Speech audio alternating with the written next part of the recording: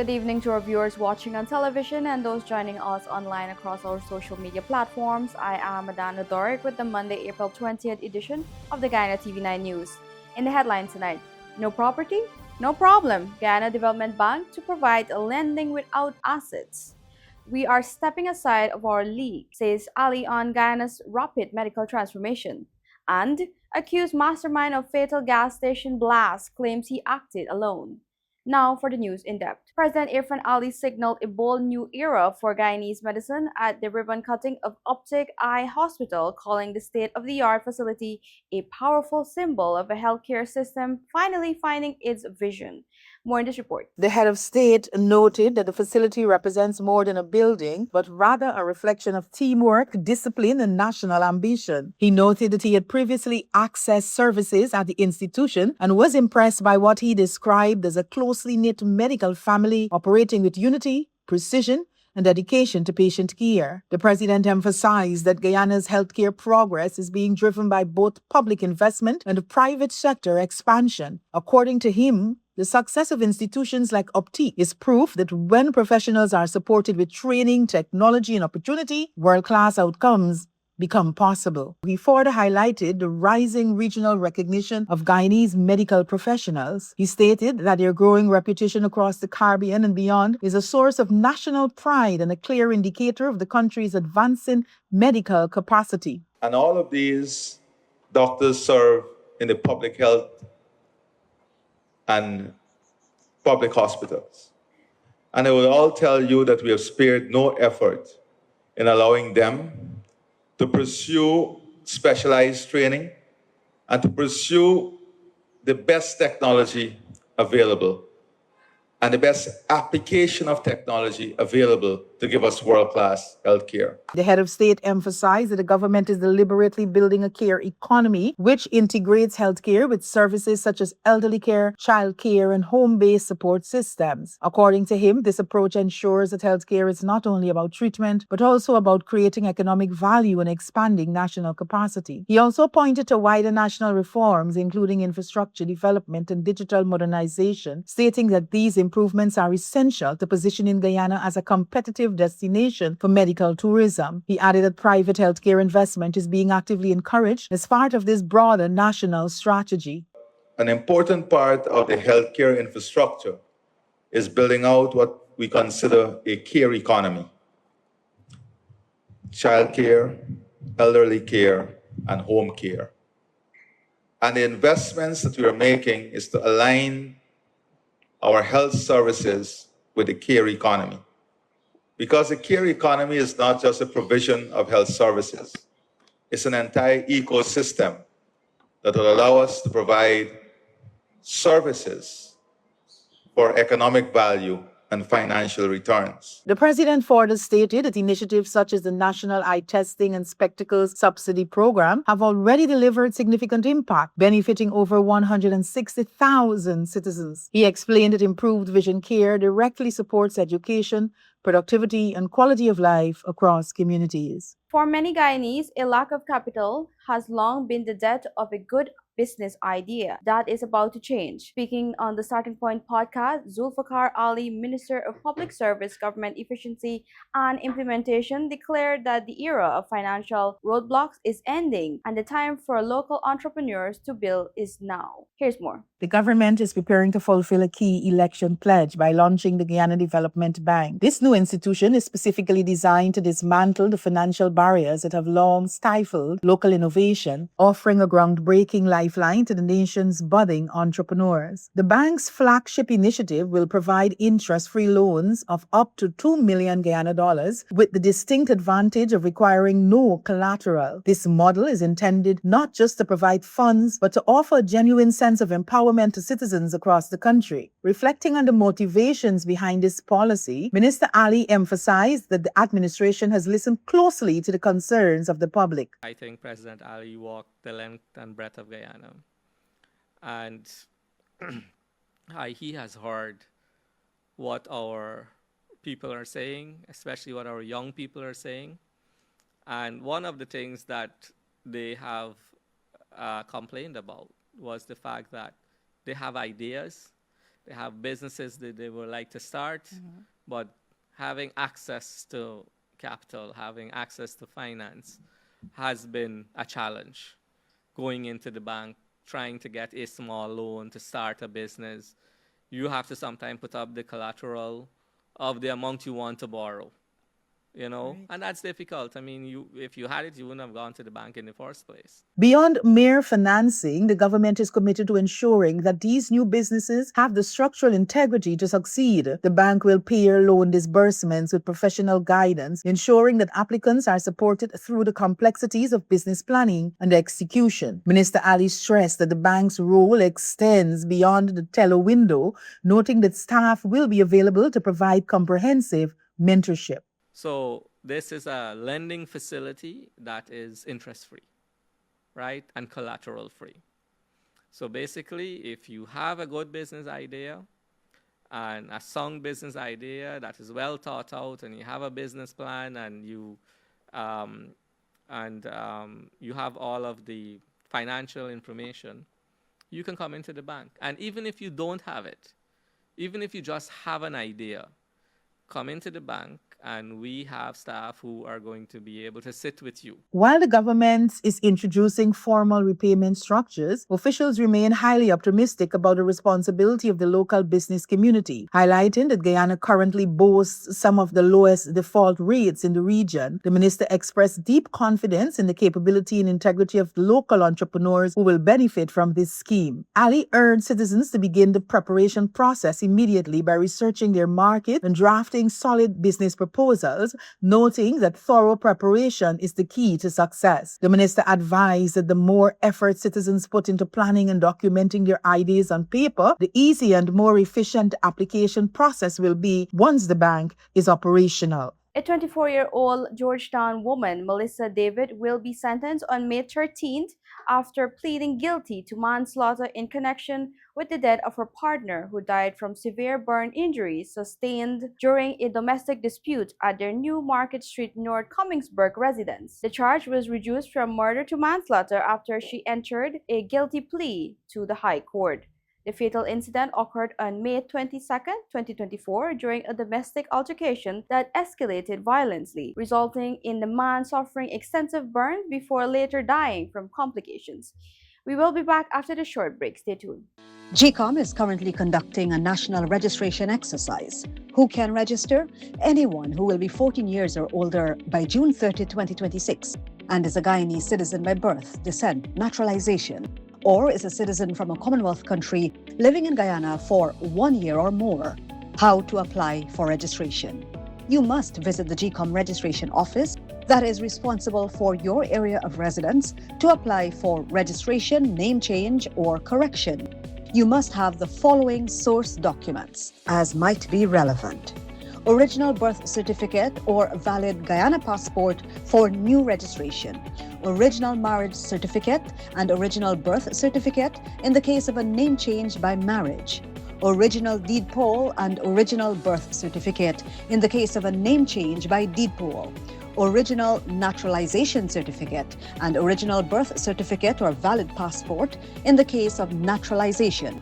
This registration exercise will end on May 29, 2026. You need to apply for a transfer if you now live at a different address than the one you were registered at. For more information, contact GCOM on 225-02-7729 or visit www.gcom.org.gy. GCOM is currently conducting a national registration exercise. Who can register? Anyone who will be 14 years or older by June 30, 2026, and is a Guyanese citizen by birth, descent, naturalization, or is a citizen from a Commonwealth country living in Guyana for 1 year or more. It is the civic duty and legal responsibility of all Guyanese who meet the eligibility criteria to apply for registration. By so doing, you will be ensuring that you are issued a national identification card and be included in the official list of electors for future elections, provided you meet all eligibility criteria. This registration exercise will end on May 29, 2026. You need to apply for a transfer if you now live at a different address than the one you were registered at. For more information, contact the GCOM on 225-02779 or visit www.gcom.org.gy.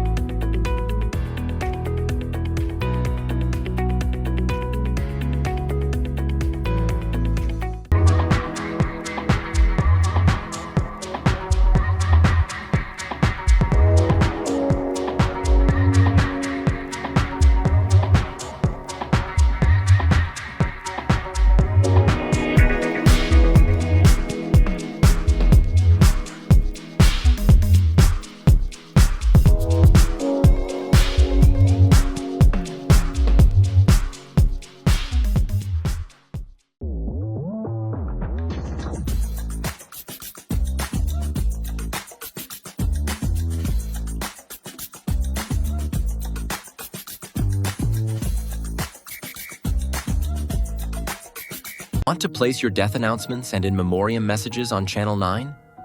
Call 592-761-5006, 710-5008, 600-5006. Or visit our office at Lot 85A Lamaha Street, Albertown, Georgetown, Century 21 Building. Guyana Channel 9 is now Guy TV9, proudly under new management. We're building stronger with a balanced and open platform for all advertisers. Whether you're promoting a business, service, or event, your message belongs right here. So choose your spot, news, prime time, or anytime, and reach viewers across Guyana. With affordable rates and professional service, Guy TV9 is your partner in progress. So visit us at Lot 21A, Lamaha Street, Georgetown, in the Century 21 building, or call 600-5006 or 761-5006. Guyana TV9. New leadership, fresh outlook, real results. Welcome back. You're watching the Guyana TV9 News Bulletin. Away from the spotlight, the east coast of Demerara is undergoing a sweeping multi-billion-dollar metamorphosis. With the rise of a massive utility corridor and vast housing estates, the government is laying the literal groundwork to sustain the country's next generation. Here's more. At the center of this transformation is a nearly 200-mile utility corridor designed to carry electricity transmission lines, telecommunication cables, and other critical infrastructure across major regions of Guyana. According to Minister Nandlal, the corridor will link key areas from Wales and the West Bank to the Corentyne coast, forming a continuous backbone for national development. This simple corridor at the back of what is currently nowhere is a multi-billion-dollar capital investment.